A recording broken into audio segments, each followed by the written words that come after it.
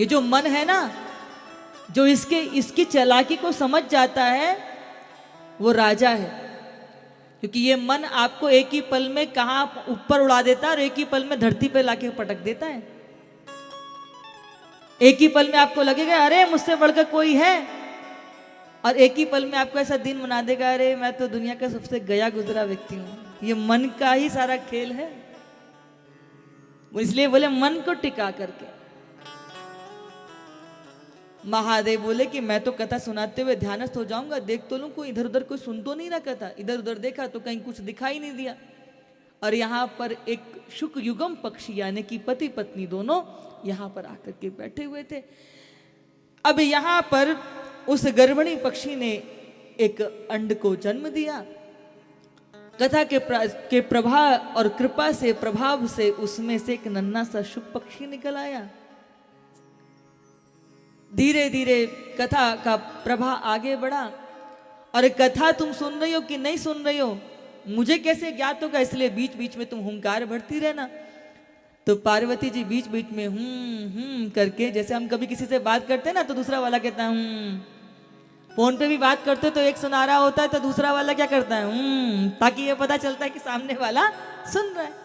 तो यहाँ पार्वती जी हुंकार भर रही हैं, इधर कथा बड़े प्रेम से रीझ करके महादेव सुना रहे हैं। कथा चलती चली गई और दशम स्कंद तक। यहाँ दशम स्कंद में भगवान श्री कृष्ण का जन्म हुआ, उनकी लीलाएं सबसे बड़ा अध्याय है दशम स्कंद का। उसमें बहुत सारे अध्याय हैं दशम स्कंद में। बड़ा आनंद लिया। अब जैसे ही आनंद से आगे हम बड़े एकादश स्कंद में ज्ञान वैराग्य की बातें हैं, तो अब इनको निद्रा देवी ने घेर लिया। वैसे भी पार्वती जी का एक नाम अन्नपूर्णा है, तो निद्रा देवी ने घेर लिया। अब निद्रा देवी ने जैसे ही घेरा तो अब सुखदेव सोचने लगे कि मैया तो नींद से में खो गई है। अब यदि हुंकार नहीं भरी तो कहीं ऐसा ना हो बाबा बीच में कथा सुनाना छोड़ दे मैं। तो ये अब बीच में हुंकार भरने लगे सुखदेव। कथा पूर्ण हुई। जैसे ही कथा पूर्ण हुई तैसे ही महादेव ने कहा ओम नमः पार्वती पते हर हर महादेव भागवत भगवान की जय। जैसे ही जयकारा लगाया तो पार्वती जी कहते हैं तो नाथ आगे क्या हुआ? आगे क्या हुआ? कथा तो पूर्ण हो गई और ये अभी तक यहीं अटकी पड़ी हैं। तो बीच में ये हुंकार कौन भर रहा था? महादेव तत्काल अपने आसन से खड़े हुए इधर उधर देखा तो क्या देखते हैं? एक नन्हा शुक पक्षी जो है कथा को श्रवण कर रहा था। महादेव ने त्रिशूल उठाया, जैसे ही उसको मारने के लिए उद्यत हुए वो नन्हा सुख पक्षी ऊपर से उड़ते हुए नीचे आए। नीचे बद्रिका धाम, वहां पर व्यास जी की पत्नी के मुख में वो जमाई ले रही थी, उनके गर्भ में प्रवेश कर गए। बोले श्री सुखदेव भगवान की जय हो।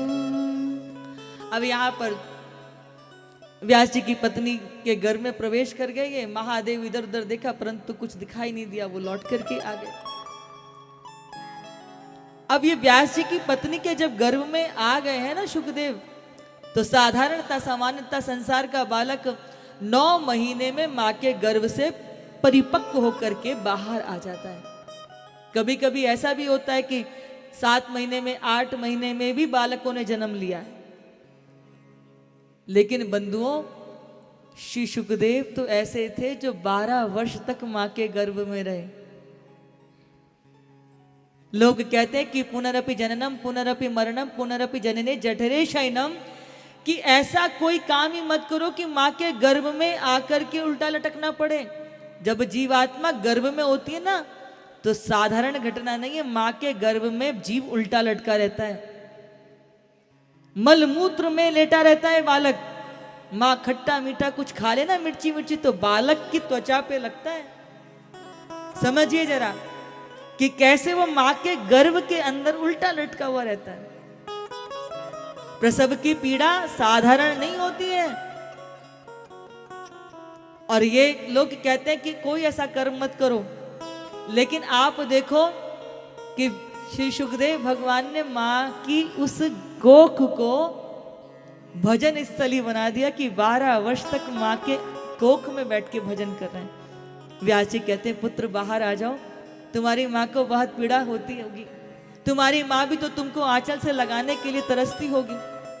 पर सुखदेव कहते हैं कि मैं बाहर आऊंगा तो माया पकड़ लेगी, मैं तो भीतर ही खुश हूं, प्रसन्न हूं, आनंद में हूं। बार बार अनुमोदन किया। तब श्री सुखदेव भगवान का आगमन हुआ। और बंधुओं, सुखदेव भगवान साधारण नहीं है, सुखदेव भगवान तो भगवान है। ये देव संज्ञा होती है, ये देव पुरुष होते हैं। तो श्री सुखदेव भगवान माँ के गर्भ में जैसे ही आए तो नालोच्छेदन भी नहीं हुआ। सुखदेव जन्म लेते ही जंगल की ओर चल दिए हैं।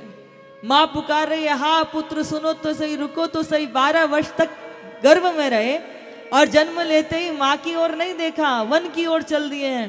पिता व्यास जी जैसे परम ज्ञानी पुत्र के पीछे पीछे, हाँ पुत्र रुको तो सही।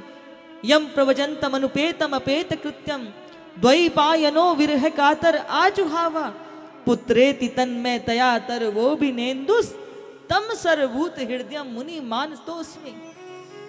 वो व्यास जी पुत्र के पीछे पीछे कातर भाव से रुको तो सही, सुनो तो सही, हाँ पुत्र करते करते, लेकिन सुखदेव पीछे मुड़कर नहीं देख रहे। और बंधुओं, श्री सुखदेव भगवान के रूप का वर्णन बिल्कुल भगवान श्री कृष्ण की तरह कहा गया कि नील वर्ण के हैं, ग्रीवा शंख जैसी ग्रीवरा है, सुंदर सी उनकी अलकावली है, अद्भुत उनकी घुंघराली अलकावली है, इतने सुंदर उनके कमल जैसे नेत्र हैं, जो देखे उनके रूप को देख करके मोहित हो जाए।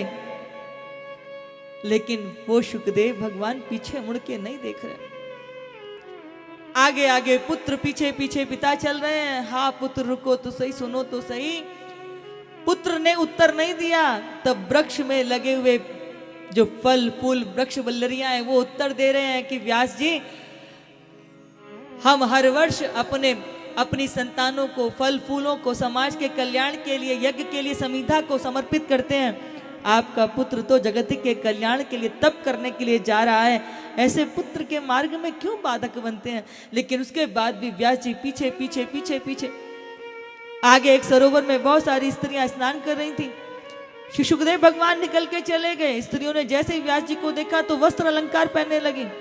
व्यास जी कहते हैं कि मुझे देखकर ये वस्त्र पहनते हो और मेरे इतना सुंदर पुत्र जिसके रूप को देखकर कामदेव भी लज्जित हो जाएं, उसको देखकर कि आपको संकोच नहीं लगा।